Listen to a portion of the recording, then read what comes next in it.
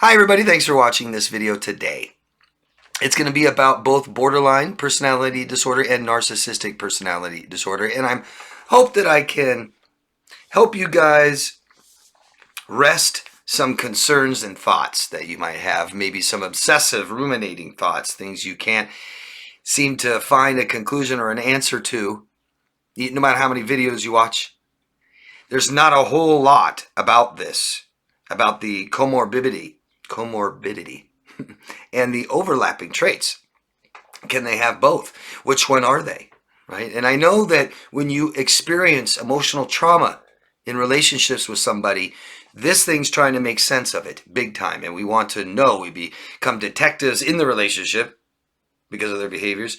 And then afterwards we're suffering and we want to know what was going on. And I make these videos to help you understand your experiences because there's so much shame and guilt and doubt correlating with these disorders, the symptoms that we have. And I'm hoping that the information I give you alleviates some of those three and helps you make sense of what happened, what was going on. Was there a chance? Could I have done better? What if? Things like this, okay? So let me know, and if you find this valuable, please subscribe and share and like it. Thank you. So each disorder, they're both personality disorders, and each one has their own diagnostic criteria, okay? They either have this one, that one, or both. When someone's diagnosed with a personality disorder, it's a very, very serious mental illness. And almost always, I think that's safe to say, there's going to be comorbidity with some other type of mental illness, some other type of disorder. From depression disorders, anxiety disorders, addiction disorders, eating disorders, mood disorders, things like this, stress disorders, all kinds of different mental illness they can have when having a personality disorder. And they can also have another personality disorder. I've met people diagnosed with two.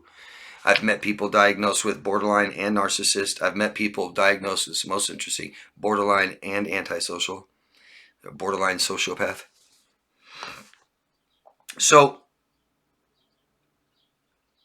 and you know, both disorders, personality disorders, are formed by their genetics. There's a genetic link, there's a cultural link, and environmental, how they were raised. Both have been rejected, neglected, and abused to some degree. So people with borderline personality disorder, just going over some of the common symptoms: distorted self-image, feelings of isolation, boredom, and emptiness, mood swings like instant anger, anxiety, could have anxiety disorder, loss of interests, depression, suicidal thoughts, delusions, delusional thinking, and self-harming, and violence. Narcissistic personality disorder could have a lifelong pattern of exaggerated feelings of self-importance, grandiosity, excessive need for admiration, diminished ability to empathize, entitlement, a sense of entitlement, arrogant, egotistical, or haughty behaviors, and fantasizes about success, power, brilliance, and beauty or ideal love. Okay? Those are some of the distinct behaviors, traits. When people use the word narcissist, it's a general term. It doesn't mean necessarily that they have narcissistic personality disorder. Okay? You'll hear it often, right? I've noticed it being used more and more in politics and stuff like this, religion, cults, stuff like this. But interesting factor here: 40% of people diagnosed with BPD also have NPD. That's a lot. That's a lot more than I knew, than I suspected. Narcissism is not a diagnostic trait for borderline in the DSM-5. Okay, very clear on that. And when you know, all personality disorders, all 10 have overlapping traits. I just say once you cross that line, you could have a trait of each one. Literally.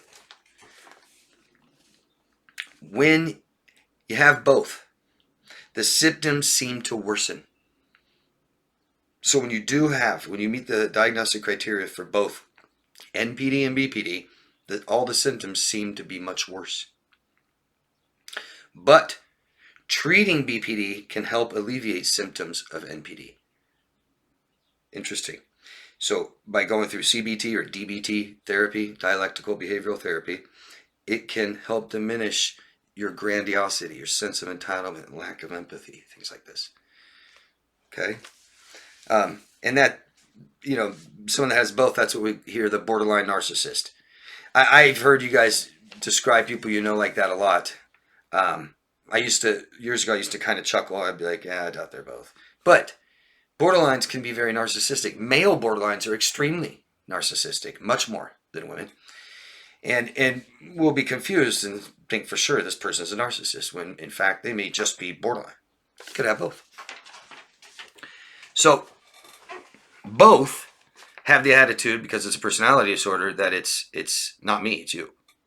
I'm not the problem. Lacking self-awareness that it's me, my issues, that causes these things. Again, both in childhood have been abused, neglected, or rejected somehow, in some way. They're both dramatic, overly emotional, unpredictable, distorted thinking, distorted self-image, unstable relationships, and suicidal. They both are in the cluster B of personality disorders, which stands for wild, but it means they're egocentric. Egocentric. They're egocentric too, but they're egocentric. And that means that behaviors, values, feelings are of the ego, or an idealized image of their self. Disorders of the self. Abigail Lev is the director of CBT Center in the Bay Area, San Francisco area, says that, this is something he states, I find this really interesting. Narcissists score extremely high in cognitive or cold empathy, but substantially low in affective or warm empathy. But borderlines are below average in cognitive empathy or cold empathy, kind of like, well, not like narcissists, low. They're low in cognitive empathy and slightly below average in warm empathy.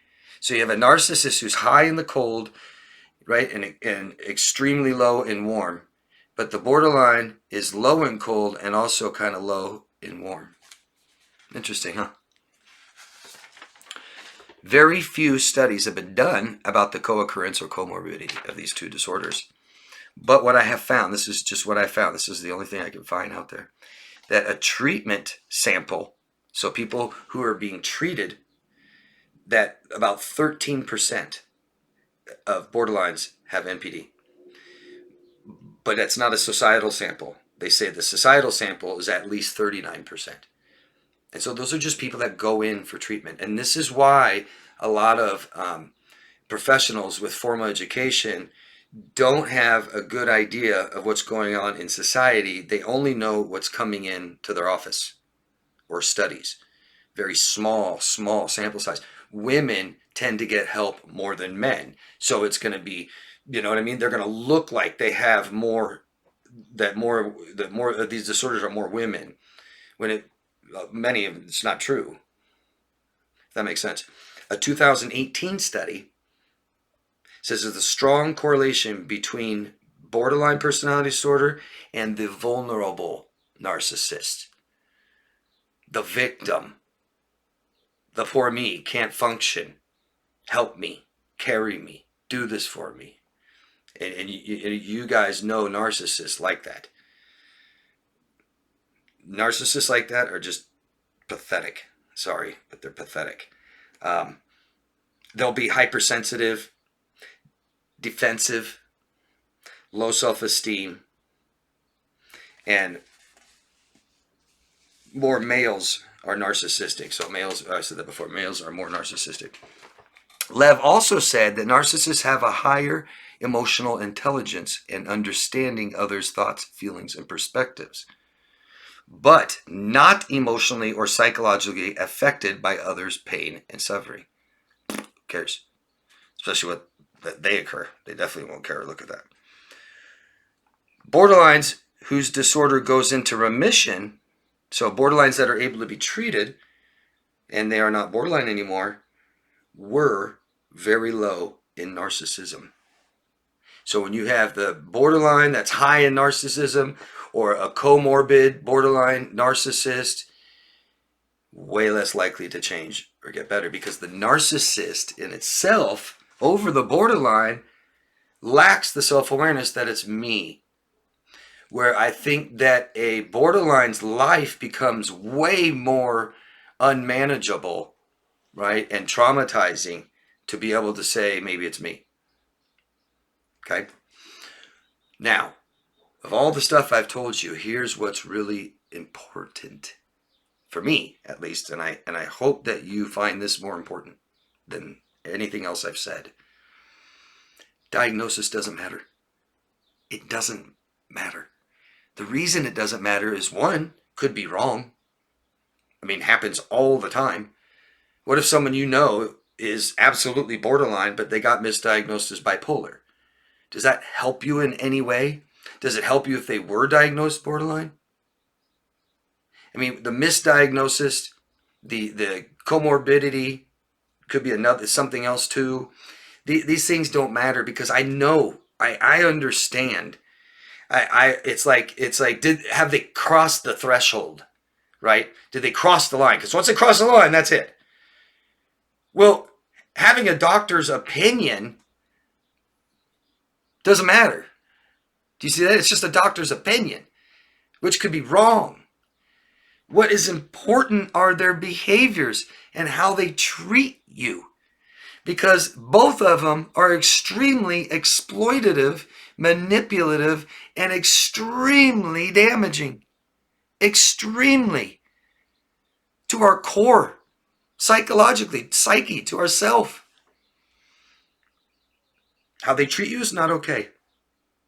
And it's also who they are. Okay? How I treat the people I love best says who I am. Ask them. I treat them great. Really, really good. And I never treat them bad. Therefore, I don't need excuses or reasons to do it. Acceptance, guys. Acceptance. We often get a distorted view of our abusers, but we know what they did. Right? And I ain't talking about the good stuff. Who cares? That's not a plus. That's the base. Do you understand that? Treating someone kind and loving and nice is a basis. We're all social animals. We should be doing that to each other all the time. It doesn't make up for bad stuff. It doesn't hide it. If someone's abusing you, mistreating you, exploiting you, manipulating you, get help. Get outside of that relationship, step outside of it, and start to accept who people show you they are. And then decide if you want to spend the rest of your life with them or not. Stop trying to change them. Good luck too. Good luck changing this. You're going to change that? When doctors, most of them can't? Even when they want to and they're paying it for themselves? Now you got somebody who doesn't even think it's them. You're going to, come on. Ask questions. Okay, if I can help you guys with anything, ask me please. Again, support the video, thumbs up, subscribe, hit the notification bell if you want to see more. But ask questions, okay? And share your own examples. I really do appreciate you guys doing that. It's great. People that watch the videos, go down below, read the comments, okay? Engage. All right? No acceptance of toxic behaviors, but we accept who they are, okay? People acting this way, you don't want them in your life unless you hate yourself. And that's the best way to hate yourself. It's the best way to lose self-respect, self-worth, self-esteem. Okay? Love you first. Thanks, guys.